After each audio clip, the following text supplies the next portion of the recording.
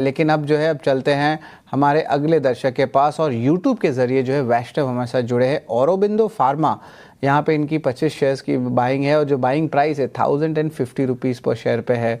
आज देख लीजिए सारे फार्मा स्टॉक्स में भारी गिरावट भी देखने मिली है, जहाँ पे न्यूज़ फ्लो आ रहा है कि टैरिफ्स लग सकते हैं। One of the top losers भी है आपका निफ्टी फार्मा इंडेक्स में औरोबिंदो फार्मा, लेकिन फिर भी उस प्राइस से भी अभी भी जो है उनके बाइंग प्राइस जो है उससे जो है ऊपर ही है। अभी भी करेक्शन के बाद भी एक माइनर आप कह सकते हैं प्रॉफिट लेवल्स पे भी खड़े हैं। तो यहाँ पे सचिन, औरोबिंदो फार्मा का जो है टेक्निकल क्या लगता है आपको, शॉर्ट टर्म बेसिस पे क्या मूवमेंट आएगा? ऑफ कोर्स आपने पहले बता भी दिया था कि वॉलेटिलिटी है, वेट एंड वॉच है, लेकिन अगर औरोबिंदो फार्मा को देखें, इनका एक सिग्निफिकेंट एक्सपोजर यूएस मार्केट में है, वॉलेटिलिटी के साथ ये भी स्टॉक लगी हुई है। इनके लेवल पे 1050 पे लॉन्ग टर्म पे क्या होगा इंपॉर्टेंट लेवल्स, और शॉर्ट टर्म पे क्या रहेंगे स्टॉप लॉस के साथ, ये बताएं।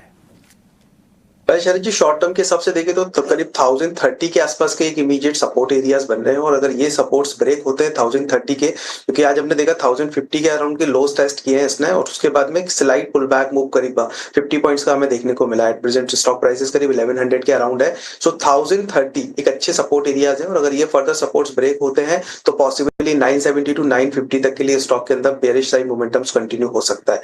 ऑन दी हायर साइड में अगर हम बात करें, सो स्टॉक का जो है करीब 100 डीएमएस के आसपास के एक रेजिस्टेंस को फेस करने के बाद में वहां से एक रिवर्सल दिखाता हुआ नजर आया टेक्निकली, और वो लेवल्स थे करीब 1200-1220 के आसपास की रेंज के। सो अराउंड दैट लेवल्स पर ही एक फर्दर रेजिस्टेंस अभी भी बना हुआ है। मुझे लग रहा है कि अगर लोअर साइड में 1030 ये लेवल्स ब्रेक होते हैं तो फिर फर्दर और वीकनेस बढ़ सकती है, क्योंकि इनकी पोजीशंस 1050 के आसपास से है, ऑलरेडी करीब 50 पॉइंट्स के आसपास का गेन होल्ड कर रहे हैं।